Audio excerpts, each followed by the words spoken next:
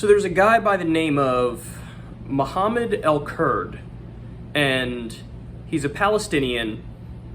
I think he went on a number of mainstream media outlets in the US this week to talk about what's currently happening in Israel and Palestine. And he freaked all the interviews.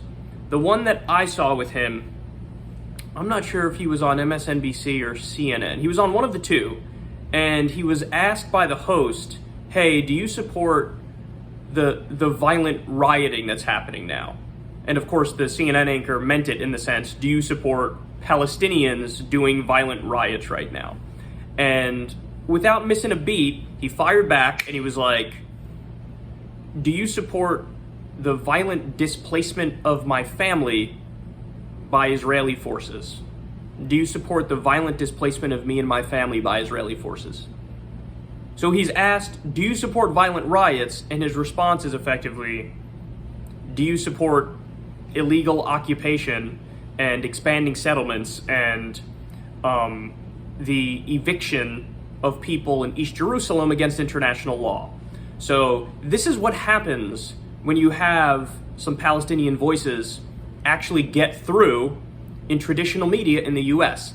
And I don't know how many of you know this, but historically, in situations like this, they do not have the voice of Palestinians in the room. In fact, it's almost always Israeli apologists. And so this is maybe the first time I've ever seen it, with there being a clash and you actually are allowing some Palestinian voices to partake in the conversation.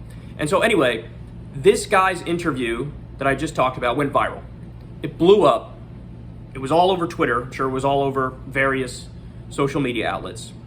Well, come to find out, the day after, get this, that guy was attacked and kicked out of his neighborhood in East Jerusalem by Israeli forces.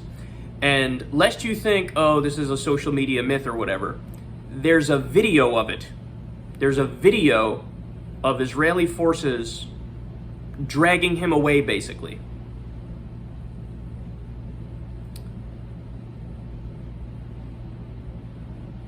This story is incredible because what it shows you is the absurd argument that many factions on the right make.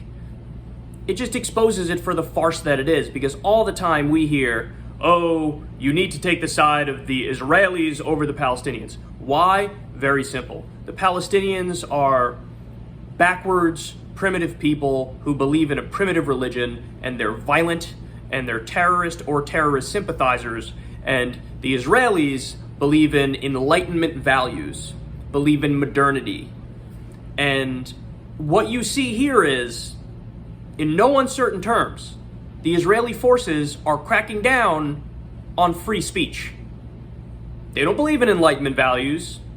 Make no mistake about it. The reason they went after this guy is because this guy went viral on US media for speaking the truth. And so they went in, grabbed him, dragged him out, and Lord knows what they're doing to him right now because, you know, for those of you who follow this stuff inside and out, you know damn well that the idea that the Israeli military is the most moral military in the world, or whatever propaganda they're trying to feed us, is nonsense. In 2014, 80% of the victims of Operation Protective Edge were innocent civilians in the Palestinian territories.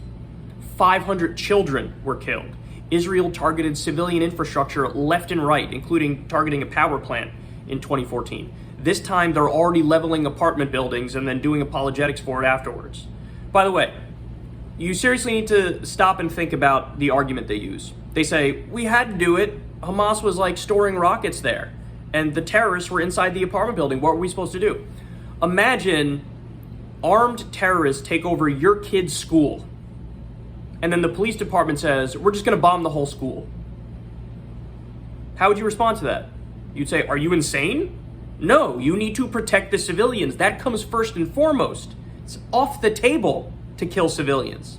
Well, Israel goes, oh, there maybe not are terrorists in civilian infrastructure. Bomb the civilian infrastructure and then blame them. They have perfected the art of playing the victim no matter what the facts on the ground are. But there is no spinning this story. This story is crystal clear. A guy went on American media, spoke truth to power, called out the occupation, called out the evictions, and they're cracking down on him as a result of that. For speaking truth to power, he's getting dragged away and kicked out of his own neighborhood. They don't believe in free speech. They don't believe in civil liberties. They don't believe in human rights. If they did, they would have left this guy alone. They didn't. Just the fact that he told the truth on TV, there was retribution and there was revenge. And again, Lord only knows what's happening to him now.